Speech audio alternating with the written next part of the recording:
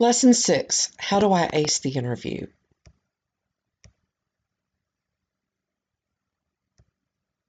Lesson 6, objectives. We're going to prepare for the interview both physically and mentally. We're going to work on how to portray effective body language throughout the interview.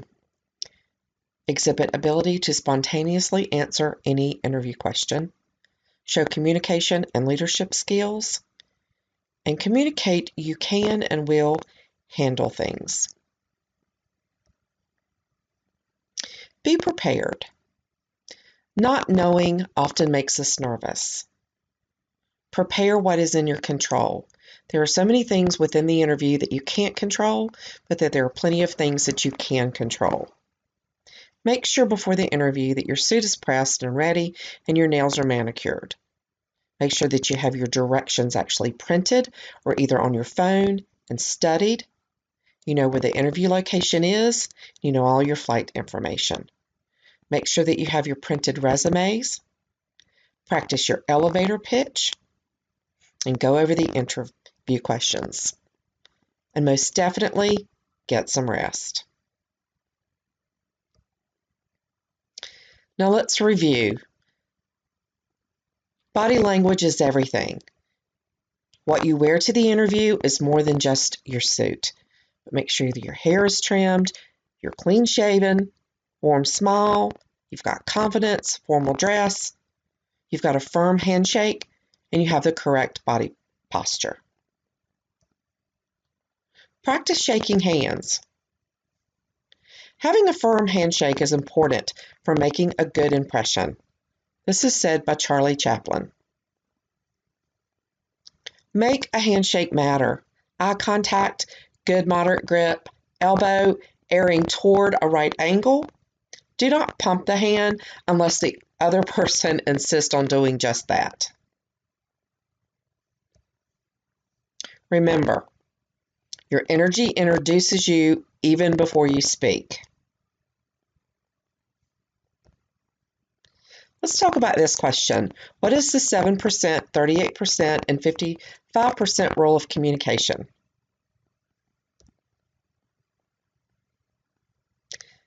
%7 of communication are your words. 38% of your communication are the tone of voice. 55% of communication is body language. Before you even open your mouth to speak, you are communicating.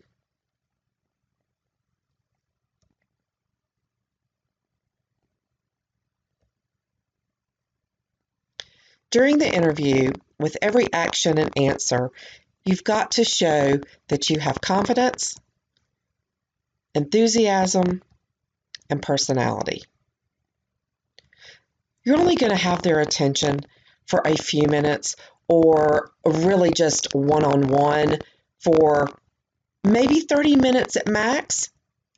Hopefully you'll get 30 minutes to show exactly what you're all about, but you may only have just a few minutes, so you definitely have to make it count.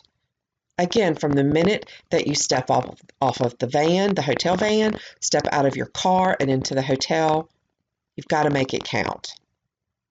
You're being hired to handle emergency situations. Make sure that you can handle every situation within this interview. Now let's talk about the STAR method for interviewing. The STAR method of interviewing is a logical approach to answering behavioral questions that is clear, concise, and informed. Think about when you write a paper and you have an outline and you study that outline and go by that outline to form your beginning, your middle, and your end. This is basically what STAR is. So what are behavioral interview questions? These are questions that are formatted by presenting a situation. It's inquiring about an action or response. Tell me about a time when. Give me an example of. Have you ever? Describe an instance where you've had to. Again, the recruiter must know that you, not a team, not anyone else, but that you can handle anything and everything on board that aircraft. Keep in mind that you could be the only flight attendant, or you could be a crew of 2 or one of 8. You will not have a supervisor on board. It could be a simple anything or a major anything. It could be a spilled drink, an angry passenger, emergency evacuation, a crying baby, a heart attack, or full overhead bins. But you must be able to handle it. And you've only got, again, a few minutes to show this recruiter that you can handle whatever's thrown your way. STAR question examples. Describe a stressful time at work and how you handled it. Now, once you get into the interview face-to-face and the recruiter is asking you questions, make sure that you open your mind and really listen. Because if they say, describe a stressful time at work, you want to make sure that you use an example at work. If they say, name a stressful time and don't mention work, then you can feel free to go into your personal life if you have a situation. They could ask you a question such as, name a time when you received good customer service. 50% of those that are asked this question are going to give examples of when they gave good customer service. So make sure that you listen. How do you handle a challenge? Tell me about a time you went above and beyond the call of duty. These are just a few examples of STAR questions. Now, let's see what STAR stands for. S is the situation. You're going to set the background and the context. Be specific, when and where. T is task or even technique. What was required of you? What needed to be done and why? A is action, the actions that you took. What did you do? R, result, the result of your actions. Recognition, savings, save a life. What was the result? Now let's answer this question. Tell me about a time you had a conflict at work.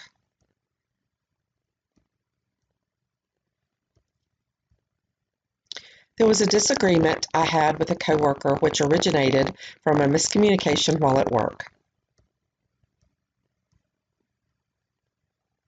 To keep our work environment professional and positive, I wanted to discuss it and make amends.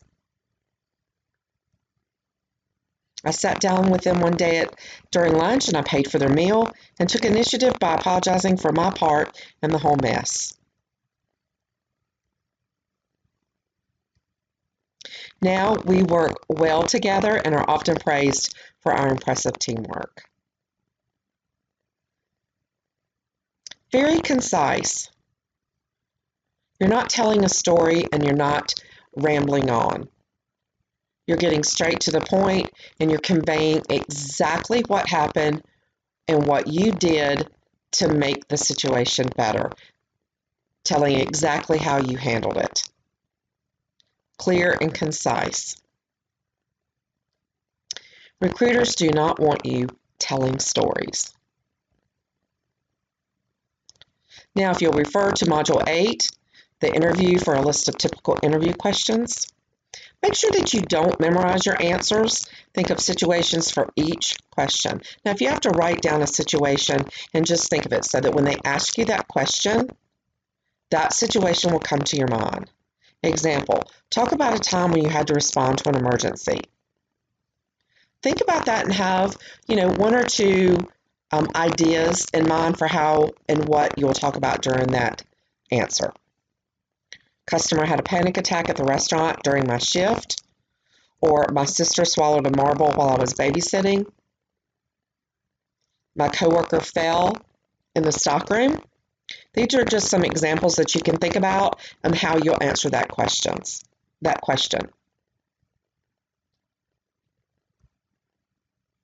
And again, practice, practice, practice.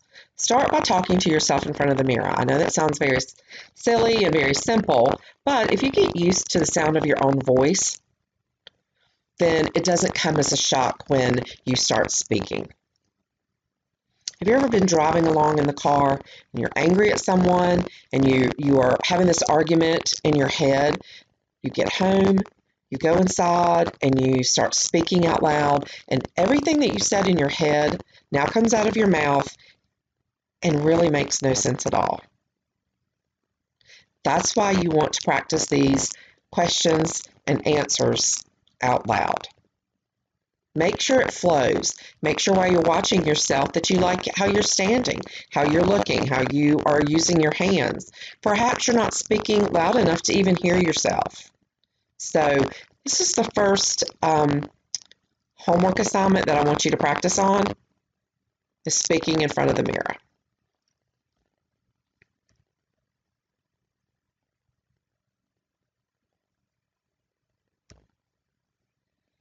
Why memorizing is bad. The minute that you memorize a scenario, the scenario changes. If you have a full-on memorized answer to a question that you think that the interviewer is going to ask, then the interviewer is going to tweak it just a little bit. It's going to be a totally different answer that you're going to need to say. But you have this all memorized and it's not going to make any sense. Learn to communicate. If you learn how to communicate, then you're going to control the outcome. Know how to speak to people. Know how to speak off the cuff. And remember, it's not always what you say, but how you say it. If you speak from the heart, you're passionate, then that goes a long way. The recruiter's going to see your emotion and your passion and your belief in what you're saying, and they're going to believe it as well. And you do not have to be perfect. Again, you're being hired to handle unexpected and difficult situations. So if you misspeak or mess up during an interview, that is an unexpected and difficult situation, and they're looking to see how you handle it. So make sure that you do handle it. They're going to look to see if you freeze up, if you can't go go forward, and you're just totally out of whack. Then that shows them that you're not going to be able to handle an emergency on board the aircraft. So try to be as relaxed as you possibly can, and know that you do not have to be perfect. Examples of flight attendant scenario questions. One example is a woman changes her infant's diaper during the meal service and asks you to dispose of the dirty diaper for her. Now, in this question, they are testing your balance between cleanliness, which is safety, and customer service. One of your answers could be, I'm sorry I can't take the diaper, but I'll be happy to help you watch your other children while you go to the lavatory. Or, if you'd like to put the diaper in an airsick bag, I'll be more than happy to come back after the meal service and dispose of it for you. A passenger appears to be intoxicated and asks you for another drink. What do you do? Now, this test is between customer service and, again, safety, keeping the passenger calm. You cannot ever say that a passenger is intoxicated or drunk. I will be glad to get back with you with that drink. Can I offer you some water in the meantime? I'm sorry, but we are out. I'm going to have to close up the bar cart at this time. Can I offer you just some water or soda and while I get the cabin cleaned up and ready for landing? Stalling. That's always a good answer to this issue. Now, know that the interviewer knows that you are not trained in the rules of the airline, so they're not looking for perfect compliance and step 1 is this rule and step 2 is that rule. They're looking for your attention to safety and customer service, and they're looking for it in that order. And always, always, always show that you're communicating with the passengers. Now let's talk about the loaded question of why do you want to be a flight attendant? This is basically going to be your 45-second commercial or your elevator pitch. Now, your first instinct might be to say that I love people and I love to travel. Wrong and wrong. Now, why is it wrong to love people and love to travel? Because these recruiters have heard that answer millions upon millions of times.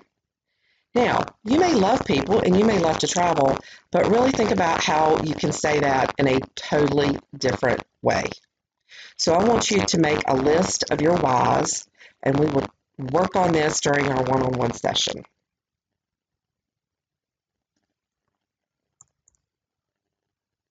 Practice, practice, practice, and practice some more. Practice talking to strangers. Ask the guy at the drive-thru if he is having a nice day. Tell the girl at the gas station that you like her outfit. Say hello to someone you're passing on the street. Tell the Amazon, FedEx, and UPS drivers that you appreciate them. Practice communicating. The more that you get comfortable communicating, the easier it will be able to communicate with the recruiters and the interviewers. Now here is proof in the practice. If you expose yourself to a stressor or an anxiety over and over again, the less you will be anxious about it. The stressors become non-relevant. So practice the public speaking. Practice communicating. Game day tips or interview tips. Make sure that you make eye contact. It's tough. We know it, but seriously, make eye contact. Back it up. Shoulders back, chest out, you guessed it, basic posture. Taking a strong, confident posture makes you feel just that, strong and confident. If you're anxious, your leg is shaking, you're tapping your fingers on your desk, you got to stop it. Those habits, those little nervous tics actually increase your anxiety. Instead, put your feet flat on the floor, rest or fold your hands on your lap. Close your eyes and take 3 deep breaths.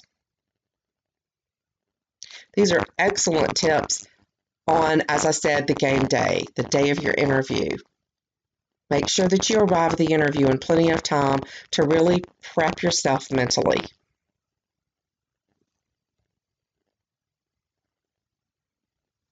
Turn that frown upside down. Yes, something as simple as a smile will make you feel better about yourself, and it will make you so much more confident.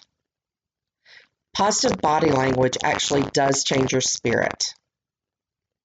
It also changes your attitude, makes you more likable, and it also conveys confidence. Practice the power pose. Take a moment right now, stand up, step your right foot out to the right, then step your left foot out to the left. Next, put your left hand on your left hip, put your right hand on your right hip, and puff up your chest and take up space. This is your power pose. And it definitely makes you feel more powerful. Studies actually show that the simple act of striking a power pose can improve your confidence and increase your self-efficacy. Your belief that you can achieve a certain task, which in your case would be acing the interview.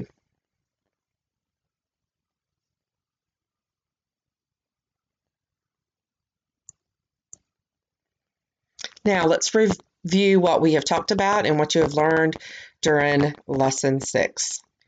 You are proficient now in public speaking. You have managed to speak to every Amazon delivery guy, the DoorDash delivery guy, and everybody at every drive-through in banks, at the grocery store, at the gas station. You have now communicated with everyone in your community. Your 45-second commercial communicates why you want to be a flight attendant. Answering the interview questions will be easy because you have scenarios in mind. The STAR method has been learned to avoid telling stories and rambling on and on. You have prepared an interview folder with all your recommendations, all the recommended documents and copies of your resumes, your passport, and all of the information that you need to take with you to the interview.